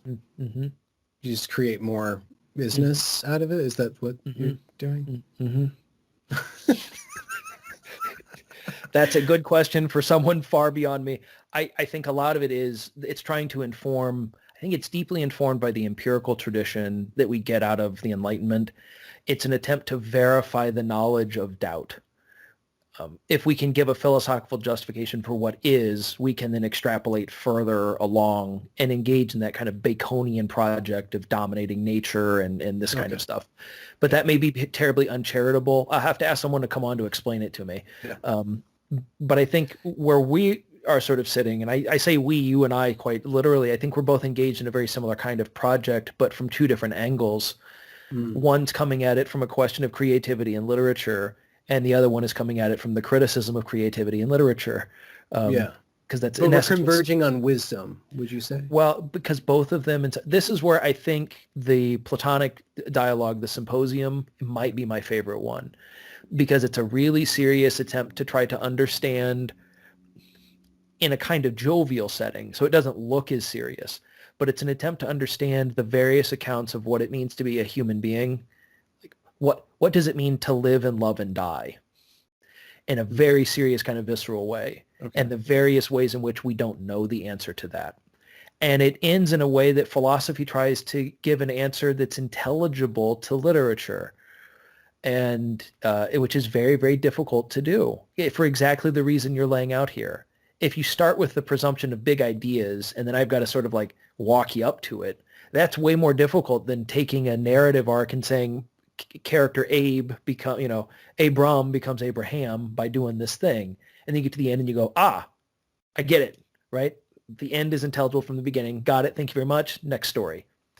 Yeah. Where philosophy sort of goes, no. It doesn't stop with that. You got to start and I think this is where maybe someone like Peterson taps into this.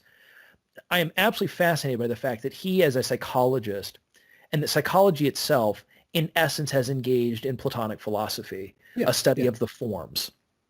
But they want to get there through the mind. And they want to use the sort of the rational logical structure to map out. I think that's perhaps why he has his book, Maps of Meaning, to understand the Rausch that the loss of the self and then how do we experience it through these the symbols and all this kind of stuff. These are things I dabble in. I haven't spent enough time studying them. Yeah. But Yeah. where I find it to be so fascinating on this, and we've sort of alluded to it, and I have two more questions for you, and then I'll quit bothering you, is how important is truth with a capital T relative to these explorations in the narrative webs as a lived phenomenon, not as an abstract category? Or can we settle with the lowercase t as long as there's this sort of placid nature or something? Well, okay, so this is a gulf, and this is why I end up in literature, because truth never makes sense to me. What do you mean? What do you mean? It's so contingent. And I'm too partial to know it or to express it. So I have to break it in terms of, am I being honest? Am I being sincere? And am I being authentic? And I can, as a performer, what I would have to wrangle with in my coming of age story was like dealing with that pretentiousness, like dealing with the concept of myself as being bigger than I am, like, or being more important than I actually am, and having a huge surplus of ego, and figuring out how to make that ego serve something that actually yields me value in return. So I have to figure out, well, to what extent is my ego pleasing to other people? So I can't answer your question. I can't even remember it.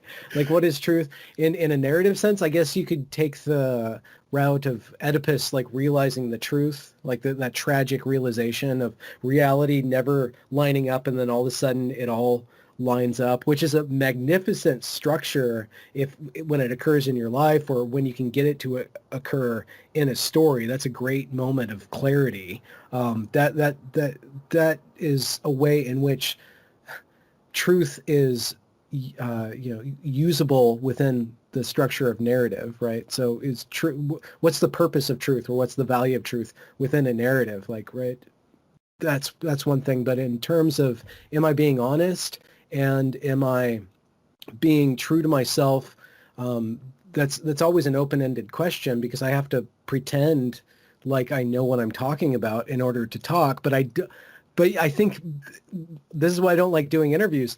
I think it's very apparent that I never know what I'm talking about until after I said it. Like, I start talking and then it falls out, right? Well, so I'll try to be charitable too, because I think you've already given the answer to this question, but you just don't use this language. And I think maybe that's where the conversation between the literary and the philosophic can be useful to each other. Because if you're seeking out beauty inherently is connected to the truth. Perhaps the truth is the most beautiful thing that one can seek out. Here's my Plato again. Wow. That there's something very true in the experience of beauty that you don't get outside of that experience. And that it's not something that you can perhaps put in a narrative. And yet, boy, if you could have a narrative that lets you get close to it or participate in it. The Oedipus one, I think you used the word wonderful. And that's funny to me, because, boy, if that actually happens to you, the way it happens to Oedipus, no one, but the Greek word, it's funny because you're using the English version of half of the Greek word that they use to describe it, which is deinos, which means to be wonderful and terrible, terrifying, horrible, that they're flip sides to the same coin. Wonderful in the sense of like awe, the way we used to talk about it, being mystified, overwhelmed, and that Oedipus has this experience like this of tremendous clarity, but boy, what the cost to lose everything to get there. It reminds me of that Beirut explosion last month. I just obsessed with that, and I watched all the different angles and all the different compilations, because there's just like beautiful and terrible at the same time. And I worry about the ways in which media I think this is probably a Clement of Alexandria argument in the ways that once we start representing the real, we start juicing it. It's like we make a drug out of terror in a way. We make a drug out of drama because we want to distill it to get that little high and to get that little insight, but not, but that insight is the dopamine kick that shows you're on the right path. And it's very easy for drama and for art and for beauty. And this is the problem with beauty. Beauty can be used in the service of evil just as much as it can be used in the service of good. So the beautiful isn't necessarily good or evil. So maybe the truth isn't necessarily good or evil. Right. Maybe it's just a facet of reality that you come into contact with. And you have to be very wary of the power of beauty and of terror. Right. How Nietzschean, how tremendously Nietzschean. But I think of in Tolkien, Galadriel, when she's presented with the option of taking the ring, right? You will look at me and beautiful and be struck with terror, right? And what a perfect symbolic representation of what that is. And we even out getting into the masculine and feminine pieces that are in that are in play with that and its relationship to the beautiful and these things. Yeah. No, I think that's right. But there seems to be, if nothing else, that desire for those cheap hits of beauty or this cheap low-level version of it that is, quite, not just apparent, but everybody wants it. That quick, it's... it manifests itself in outrage culture, which is apolitical. Everybody's involved in the outrage machine, well, at least in social media. But it's like taking a real event and then extrapolating it to, your value system and then spewing that value system out. And what a terrible negative image of what seeking out beauty should be. It should never result in the outrage. It should result in a kind of humility and a kind of thankfulness that one gets to experience it. And I wonder if that's why when these outrage things, what they're doing is they're not even having a facsimile. I think the word imitation here is the right use. It's cheap vanilla and cheap coffee. It's just something it's an opioid. To make a terrible metaphor. But out of it has come my last question, which is, and I don't know if you've noticed this, maybe this will let us get to talk about symbolism in language sort of broadly to wrap everything up here. Have you noticed the rhetorical use of the word space and the way that it now can mean place or location, but is also the invocation of an empty, open vacuum? That there's an ambiguity. Well, that's what I mean. There's an ambiguity in the use because we can talk about space as the empty void, as a vacuum, an inhospitable location, but then it also is an area in which one can be safe and secure and home. And we're using the same word interchangeably. And I don't know if this just struck me and I thought, Benjamin might be someone interesting to talk to about this. In what context? Are you speaking like in Twitter discourse, or in certain forms of activist discourse or more broadly? So I'm including space that. Opera. I'm being tremendously inclusive okay. in the use of the language because you'll hear people say, watch this space. Journalists do this all the time, which means watch this story. Right? There are going to be developments in this, watch this space. Then you'll also hear it among activist places where it's like, this is an area that's designated for this thing, which means place or location. And in their sense, I think they're using the word space in lieu of the word home. And then you have someone like an astrophysicist that talks about space as the open vacuum void, that there is no meaning to it at all. It's the antithesis of home. And I find it so fascinating that we use both of those things concurrently and yet somehow understand because it's contextualized, but we don't pay attention to the way that we are negating the value of home by calling it a space. Or we have reduced the impact of the infinite void by using it to describe the area in a room. Well, do you want 3 different words? Is that in your ideal republic? Well, no, I think what I'm sort of more musing on is the nature of the symbolic manifests itself in such different ways, but it really gets difficult when you're using language that has literally contradictory meanings. They're the antithesis of each other. Yeah. And I find it interesting that activism has sort of taken up that word, space, to mean home instead of calling it home. But then sort of also will then use the exact same word to talk about a natural phenomenon, which means the antithesis of home. Yeah. I think that 2020 is just too filled with events. So many are going to get lost in the shuffle, but one key event, I think, was the Chaz, or the CHOP, which was 6 square blocks or something like that in the middle of Seattle that the activists claimed, and the government or the mayor said, okay, you can have it. And then they kind of took it over, and they wanted to be autonomous. But then there was consequences to that autonomy. Then they needed a barrier, which is antithetical to the whole thing about not having boundaries anymore. And then they don't want a police force because they hate the police. Then they set up basically a mob racket with license to kill whoever, and then people get shot execution style by security.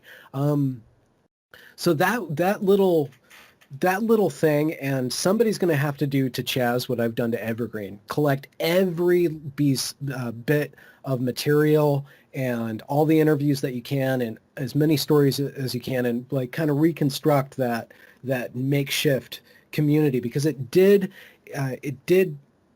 kind of circumscribe an area where all of these things can play out. So the space, in the sense of a magical operation, you make your magic circle and you say that what happens in Vegas stays in Vegas, which allows it to separate everything that's not what you want to happen, but also concentrates what you want to happen. And that's what happened at Evergreen. You have this place that's physically removed from a lot of different places, and then it's insular in its belief system, and then it's compounded by this sense of a threat of Donald Trump. Donald Trump's amazing just as a symbol of instilling fear and instilling the devil in people who see that. Or he's I don't necessarily, I haven't really delved into the Trumpists, so I don't know exactly what they see. I don't see him as a savior. I see him more as a Reagan era kind of guy. But he does have a totemic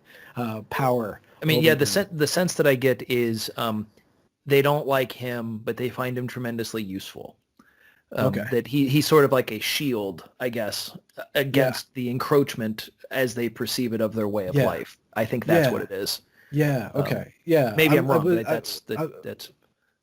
I was wrestling openly on Twitter about why people are so scared of America going fascist, because it's already corporatist, and to whine about fascism is just to empower the corporatists. Anyways, but just Trump is a symbol of empowering these spaces. They need him to function. The Evergreen State College used him to create this moral drama and this moral weight and this revolution. And I think a lot of revolutions are using him to power themselves and then blaming him for what they did by turning him into this devil. It's really interesting. That's one of the meaning shifts that I'm seeing, and trying to figure out how to have a proper discussion about Trump as a human being, in human terms, as a flawed but perhaps useful integer in a greater political landscape. But the people who see him as that devil have no ability to see him as anything other than the personification of corruption and fascism and all these other things. It's really fascinating what he's been able to accomplish in the imaginations of his haters. Yeah, I mean, it's interesting because I'll go on the record and say I am about as opposed to Trump and Trumpism as a political system as one can be, without investing in these kinds of narratives. I think he is an exemplar of political corruption, but one can be an exemplar of political corruption and not be Satan, and not be all powerful and ubiquitous and the manifestation of every evil in the world. That gives him way too much power, makes him far more serious of a person than he is. To my estimation. But what it does is it's so interesting relative to this question about space. Space is sort of given and to talk about it, in terms of astronomy, it's given its meaning because there's not space. There are planets and stars and suns and these kinds of things. if one is then going to take that same thing and refer it to home, one needs to have the not home. So if I'm going to make a barricade, I'm going to make Seattle's version of Les Mis, and I'm going to, set this up. I have to have the king, right? I have to have something that I'm fighting against, that I'm engaged in active resistance toward. The space is giving meaning by the thing that's not the space. It's just so interesting to me, the attempt to make intimate the thing which is supposed to be cosmic, and that we've done it in our rhetoric, and that the rhetoric is forcing us to think that the area in which you occupy is the universe. Mm-hmm. It's the space you occupy. Yeah. That there's this collapsing of these things all in, and it's sort of reflecting back to what you were saying earlier, this sort of post-romanticism obsession with the self and the inability to understand the universal as something that's separate from your experience of it. Mm-hmm. Yeah. And that's what struck me in the rhetoric. And perhaps, again, this is our Nietzsche attacking me, but there's in terms of defining excellence, there's one way to define excellence as an exclusive property. And there's this interesting catchphrase that's going around through academic institutions, Evergreen and others like them, that are adopting this rhetoric of trying to achieve inclusive excellence, which destroys itself, because if everything's excellent, nothing's excellent, right? But there's also a way of identifying the excellent not by what it isn't, but by what it is, right? There's a way to define the beauty not by the ugly. You can use the ugly to hyphenate the beauty, and if everything's beautiful, then there is something of the value of the exceptionality of that excellent thing.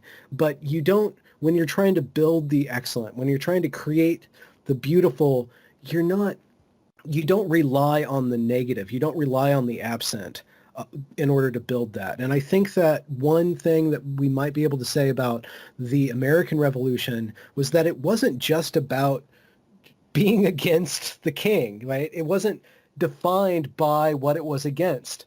And I know that in order to understand things, you need to know what you're against. And I am against something, but I think that the power is always, or the legs up, in being for something, in the pursuit of excellence, in the pursuit of craft, right? In the pursuit of understanding, in the pursuit of education. You don't define education by ignorance. You define education by mastery of what you know, right? Right. I don't know where I was going with that, but I think that there is a very, I see a lot in the ironic, self-contradicting stuff of the activism right now, is that they don't really think through their ideas because they're so caught in this polarized thinking where everything depends on its opposite, and there's no. Well, yeah, and it seems that what they may have done is confuse the adjective for the noun. One can have excellent inclusion, but to invert that, right? That's a fundamentally different thing. And no, I think you're right. Though the only thing I would add to that is I don't think everything is just, I'm not Hegelian in this way where it's a idea, counter idea thing. I think beauty, I think there can also just be things that are just not ugly or beautiful. You can just have the milk toast, the sort of run-of-the-mill average sort of, there's nothing inherent in it. And perhaps that's where activism and perhaps the anti-racism position, this Manichaean structure, is the thing that is the most prevalent in our thinking. It's A or B. And sometimes there are more letters in the alphabet than this. It may be useful to have, alpha and omega as a reference point, but confusing the whole alphabet for alpha and omega cheapens everyone's experience of it. And maybe that, perhaps that will be the long-term legacy here if we have the same conversation in 20 years going, back in the good old days of 2020. Good old days, are they? God, I hope not. But, who knows what's next if these are the good old days. History has a funny way of destroying your expectations of it. That's true.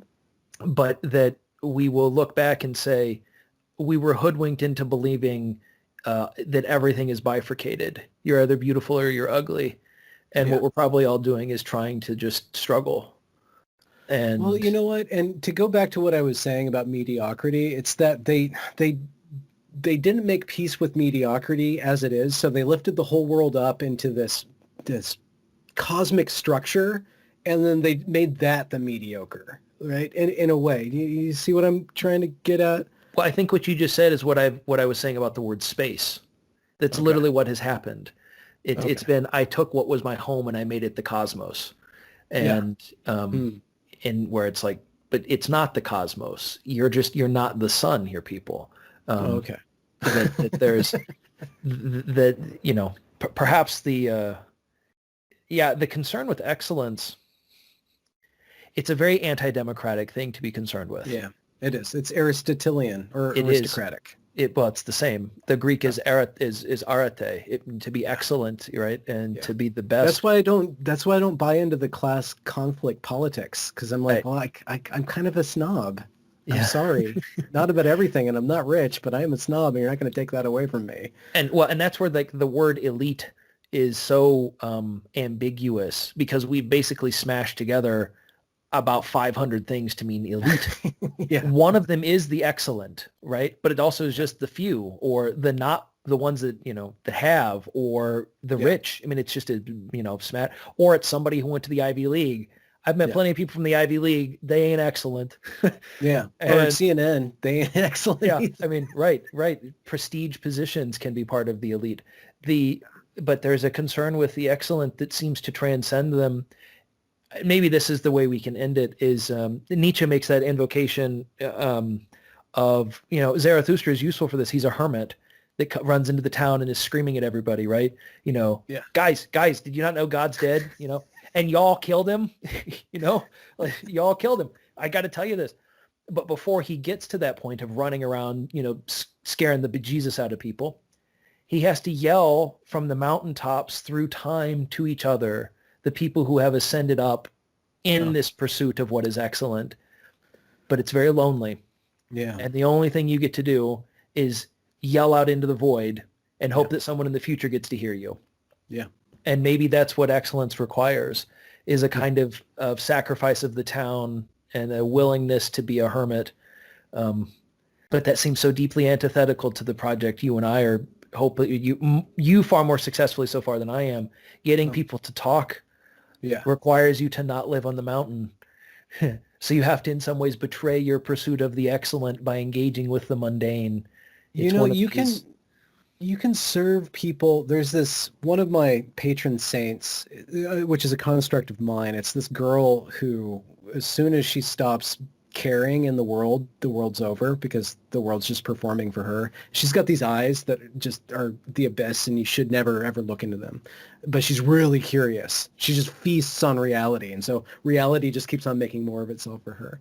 And I think of that as kind of me internalizing a kind of a feminine aspect of me that I use in my interviews, which is just providing the space for people, becoming the void that people yell into, but it's a positive void. It's not draining you at all. It's